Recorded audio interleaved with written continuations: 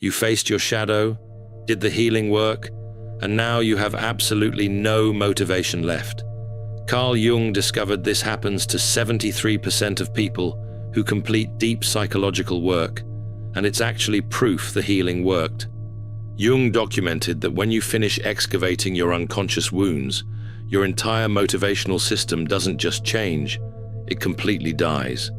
The fear, shame, and need for approval that once drove you are gone, but your authentic motivation hasn't emerged yet, leaving you feeling empty and broken. Today, I'll reveal why losing motivation after shadow work isn't failure, but a necessary phase of what I call the death before rebirth, the 3 stages every healed person goes through, and the exact signs your authentic self is about to emerge. By the end of this video, you'll understand why feeling unmotivated after healing means your soul finally stopped performing, and how to recognize when your true desires are ready to emerge. Are you exhausted from trying to care about things that used to matter to you? Feeling guilty because you should be motivated, but everything feels empty and pointless? Jung wrote something that will validate every confused moment you've experienced. Unfortunately, there can be no doubt that man is, on the whole, less good than he imagines himself or wants to be. Everyone carries a shadow, and the less it is embodied in the individual's conscious life, the blacker and denser it is. You expected healing to make you feel energized and driven. Instead, you feel like someone turned off your internal engine. Jung discovered that integrating your shadow doesn't just heal you, it fundamentally changes how motivation works in your psyche. Jung understood that the shadow contains not just negative traits, but what he called the thing a person has no wish to be, including positive qualities like creativity and assertiveness that were suppressed due to social conditioning. When you integrate these rejected parts, your entire relationship with desire transforms. In psychology and religion, Jung observed that people who complete shadow work often experience what I call motivational dissolution, the breakdown of all previous driving forces that were rooted in unconscious compensation for rejected aspects of self. Thousands of people in our community have shared this exact experience. The moment you realize your old motivation was just sophisticated anxiety wearing a productivity costume. But Jung's most important discovery was what this emptiness actually reveals about your psychological development. Here's the mind-blowing fact Jung uncovered. Most of your previous motivation came from what he called shadow projection, unconsciously seeing in external goals what you couldn't accept within yourself. Jung wrote, "If you imagine someone who is brave enough to withdraw all his projections, then you get an individual who is conscious of a pretty thick shadow." This withdrawal of projections is exactly what happens during successful shadow work, but it leaves you temporarily directionless. The projection mechanism. Before shadow work, you were unconsciously motivated to prove you weren't lazy, projecting your shadow onto unmotivated people, or to achieve success, projecting your power onto external accomplishments, or to gain approval, projecting your self-worth onto others' opinions. If you used to be driven by proving you weren't something, weak, stupid, worthless, you were operating from what Jung called projection. When shadow work integrates these rejected qualities, you no longer need to prove anything, but you also lose that driving force. Modern neuroscience confirms Jung's observations about projection withdrawal. Brain scans show that people who've integrated trauma show decreased activity in the comparative processing areas and increased activity in the amygdala self-referential thinking networks. Jung emphasized that this projection withdrawal is essential for psychological development, writing in the practice of psychotherapy. Knowing your own darkness is the best method for dealing with the darknesses of other people. But Jung discovered something even more profound about what this process reveals. You thought facing your shadow would make you stronger and more driven. Instead, you feel like you've lost your edge and competitive spirit. Jung documented that shadow integration creates what I call post-projection existence, a completely different way of being motivated. Jung wrote about shadow integration as a moral imperative. One does not become enlightened by imagining figures of light, but by making the darkness conscious. But he also understood that this process temporarily destabilizes your entire motivational structure. Jung's shadow integration stages, based on his clinical work. Stage 1, recognition, acknowledging the shadow exists, the thing a person has no wish to be. Stage 2, withdrawal of projections, stopping unconscious placement of rejected qualities onto others. Stage 3, integration, consciously accepting and incorporating shadow material. Stage 4, post-integration reorganization, what I term the motivational reformation period. Jung's recognition exercise. You can use today. Jung believed that the shadow is a tight passage, a narrow door, whose painful constriction no one is spared who goes down to the deep well. Try this. Write down 3 qualities you strongly dislike in others. Then honestly ask yourself, how might these qualities exist within me in subtle or repressed forms? This reveals your remaining projections. Jung emphasized that this process requires courage. Take a moment to acknowledge that your current lack of motivation might actually indicate successful psychological work rather than personal failure. Jung observed that stage 4, the reorganization period, can feel like psychological death because your ego's previous operating system has been dismantled. But Jung's clinical notes revealed something crucial about this transition. If you've lost motivation after doing deep healing work, write this in the comments. My emptiness is integration, not failure.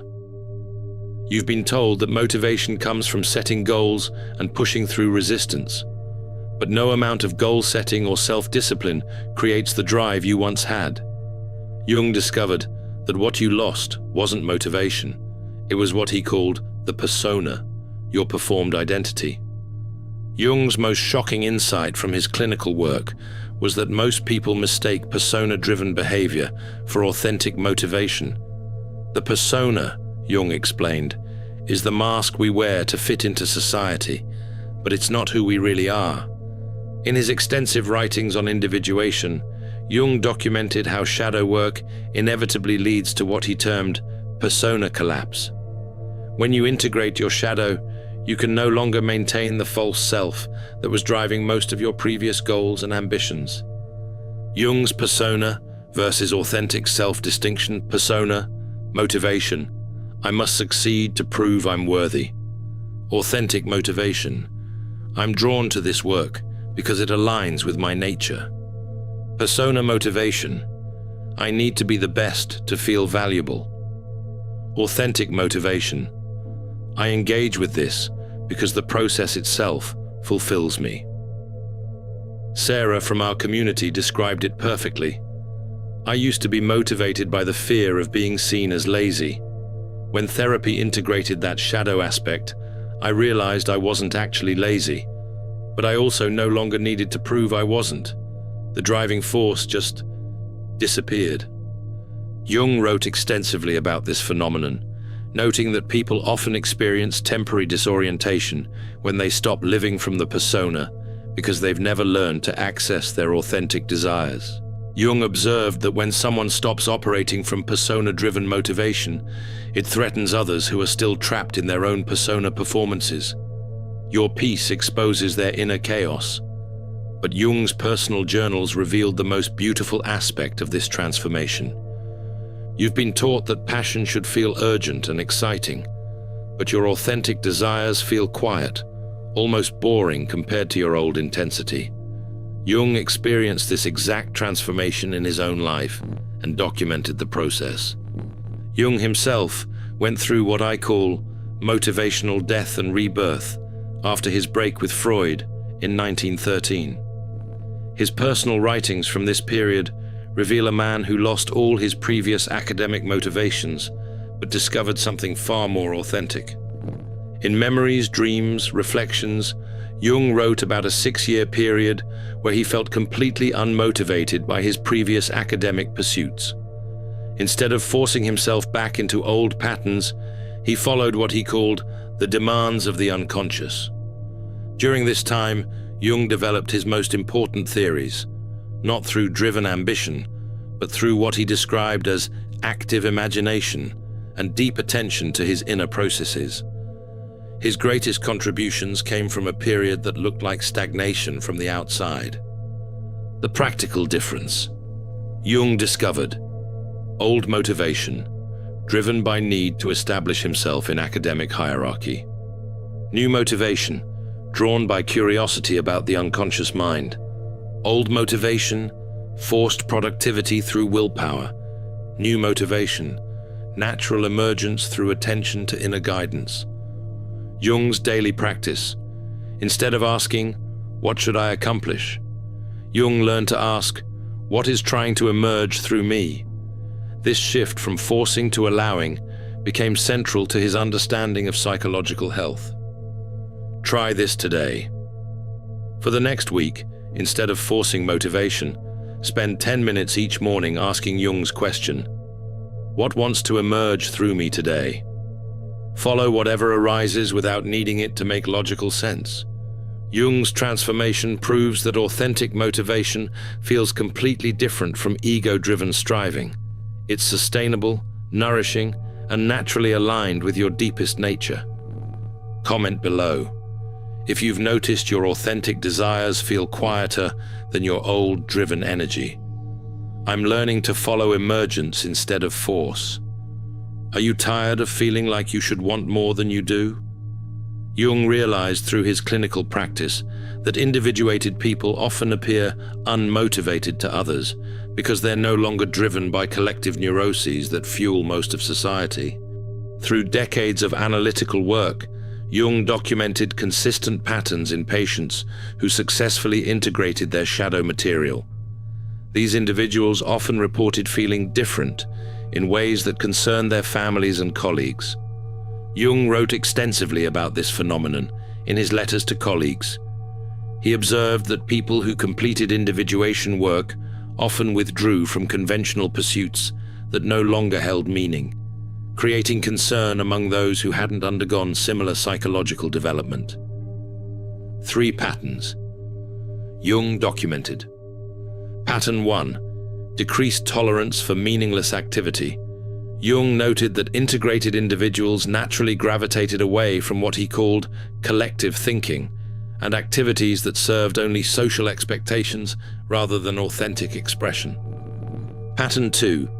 Increased sensitivity to authentic versus performed emotion. Jung observed that shadow integration develops what I call authenticity detection, the ability to sense when interactions are genuine versus performative. Pattern 3. Natural rhythm recognition. Jung documented how individuated people began honoring their natural energy cycles rather than forcing themselves to conform to external schedules and expectations.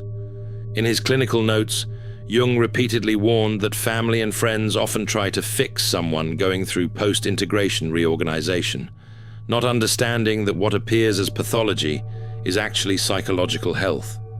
As Jessica shared in our community, "My family thought I was becoming lazy, but I was actually becoming honest about what truly energized me versus what I thought should energize me." Jung emphasized that this pattern is normal and necessary for psychological development, writing that attempts to force pre-integration motivation often result in what he called regressive restoration of the persona. Consider whether the people concerned about your lack of motivation are operating from their own unintegrated shadows, projecting their fear of stillness onto your natural reorganization process. But Jung's most crucial insight was about timing. You want to know how long this motivational emptiness will last? Every self-help resource tells you to take action, but action feels forced and inauthentic. Jung discovered that trying to rush psychological development actually delays authentic emergence. Jung's extensive clinical work revealed that post-shadow integration reorganization follows what he called natural psychological timing that can't be forced or hurried. In his writings on individuation, he consistently emphasized that this process unfolds according to unconscious wisdom, not conscious will. Jung wrote that the psyche has its own intelligence and rhythm. In the structure and dynamics of the psyche, he explained that forcing psychological processes often creates what he called false solutions, apparent progress that doesn't address the deeper reorganization taking place. Why Jung believed, waiting is active, not passive. Your unconscious is processing years of integrated shadow material. Your psyche is reorganizing around authentic rather than compensatory patterns. Your values system is restructuring based on integrated rather than projected content. Jung himself experienced what he called his confrontation with the unconscious from 1913 to 1919. During this 6-year period, he appeared unproductive to colleagues, but was actually undergoing the psychological transformation that would produce his life's most important work. Jung wrote in his personal journals, "The years when I was pursuing my inner images were the most important in my life. In them, everything essential was decided." This period of apparent inactivity was actually profound creative incubation. Recent brain research shows that people in psychological transition states have increased activity in the default mode network, areas responsible for self-reflection, meaning-making, and creative insight. What Jung called active imagination corresponds to measurable neural processes. Rachel described her experience. "I spent 8 months feeling unmotivated and guilty about it. Then suddenly I knew exactly what I wanted to do, and it was nothing like my old goals." Jung was right. The waiting wasn't wasted time, it was necessary preparation. Jung consistently taught that respecting psychological timing, rather than forcing premature action, leads to more authentic and sustainable life directions. If you're in what Jung might call the incubation period right now, comment, "I trust my psyche's timing, not society's timeline." Jung's clinical observations revealed that when genuine motivation eventually emerges post-shadow integration, it feels completely different from anything people had experienced before. Rather than being driven by lack or compensation, it arises from what Jung called the self, the integrated totality of the psyche. In 2 essays on analytical psychology, Jung made a crucial distinction between actions that serve the ego's need for validation and those that emerge from the deeper self. This difference explains why post-integration motivation feels so foreign to people used to driving themselves through willpower. Characteristics Jung observed in self-motivated individuals: natural sustainability. Unlike compensation-driven motivation that depletes energy, Jung noted that self-motivated action actually generates energy because it aligns with the person's deepest nature rather than fighting against it. Intrinsic satisfaction. Jung observed that people operating from integrated motivation find fulfillment in the process itself, not just outcomes. The activity becomes inherently rewarding because it expresses authentic aspects of their nature. Synchronistic alignment.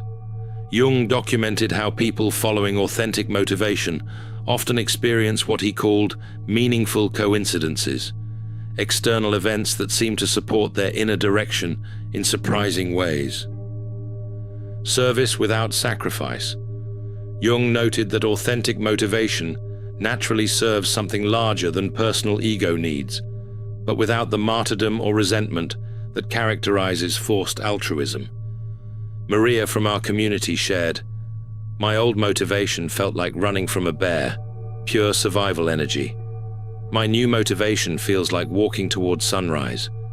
Both create movement, but one exhausts you and the other nourishes you." In his writings on individuation, Jung consistently observed that when motivation emerges from the integrated self, it doesn't require constant maintenance through willpower or external validation. It sustains itself because it's aligned with the person's deepest psychological truth. Jung pointed to historical figures like Goethe and Nietzsche as examples of individuals whose greatest contributions came not from driven ambition, but from authentic expression of their integrated nature. The key insight from Jung's work: you're not broken for feeling unmotivated after shadow work. You're between psychological operating systems, and that transition is the most natural thing in the world. Based on his clinical work and personal experience, Jung developed practical approaches for navigating post-shadow integration without forcing outcomes or rushing the natural psychological process. Jung's four-phase approach to post-integration development. Phase 1. Acceptance of the void, based on Jung's clinical observations. Jung consistently advised patients to stop judging themselves for feeling unmotivated after successful shadow work. In his therapeutic approach, he emphasized that this emptiness often precedes the emergence of authentic direction. Jung wrote, "The privilege of a lifetime is to become who you truly are.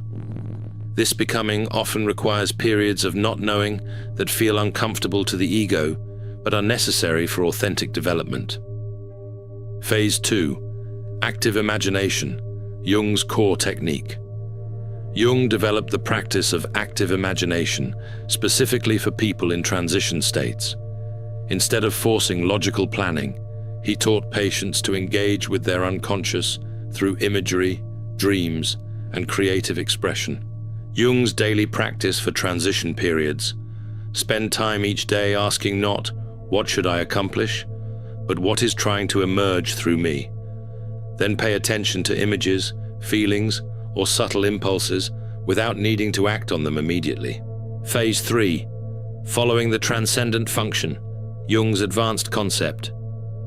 Jung observed that integrated individuals develop what he called the transcendent function, the ability to hold tension between conscious desires and unconscious promptings until a new direction emerges that honors both.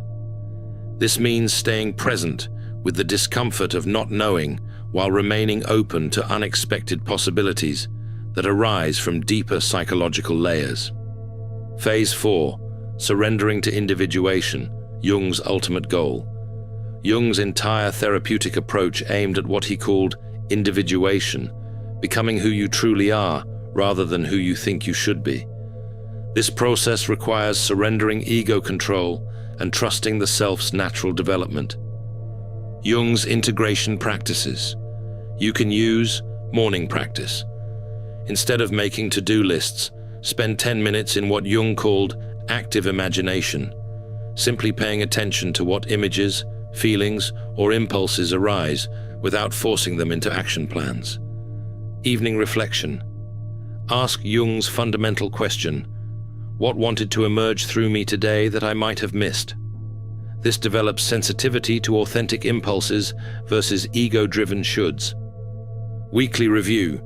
Notice the difference between activities that drain your energy, likely ego-driven, and those that sustain or increase it, likely self-motivated. Jung believed this discernment is essential for individuation. Comment if you're ready to trust Jung's individuation process over forced productivity. I choose authentic emergence over ego-driven striving. Remember Jung's shocking discovery that people who complete shadow work often lose their motivation because they were never motivated by authentic desires in the first place, but by unconscious projections and persona performances. After decades of clinical work and personal experience, Jung realized that what we call losing motivation is actually withdrawing projections and releasing the false self. The fear-based driving forces that once pushed your life forward have been integrated, leaving space for something more authentic to emerge. Jung wrote, "One does not become enlightened by imagining figures of light, but by making the darkness conscious. The darkness you've made conscious has transformed your entire relationship with desire and action." Jung's research revealed that this motivational emptiness isn't depression or failure. It's what he called the necessary dissolution that precedes authentic individuation. Your psyche is reorganizing around truth rather than compensation. Most importantly, Jung discovered through his own transformation and clinical observations that people who honor this transition period instead of fighting it eventually develop what he called self-motivated existence, sustainable energy that comes from authentic nature rather than unconscious compulsion. As Jung wrote in Psychology and Religion, everyone carries a shadow, and the less it is embodied in the individual's conscious life, the blacker and denser it is. You've done the brave work of embodying your shadow, and now you're experiencing the natural result, freedom from shadow-driven motivation. You didn't lose your motivation. You outgrew the wounded projections that once drove you. As Jung emphasized, knowing your own darkness is the best method for dealing with the darknesses of other people. Your inner work has freed you from unconscious compulsions, and that's not a problem to fix. It's psychological health to celebrate. The silence you've been afraid of is where Jung's self has been waiting to speak. The emptiness you've been trying to fill is the sacred space Jung wrote about, where authentic individuation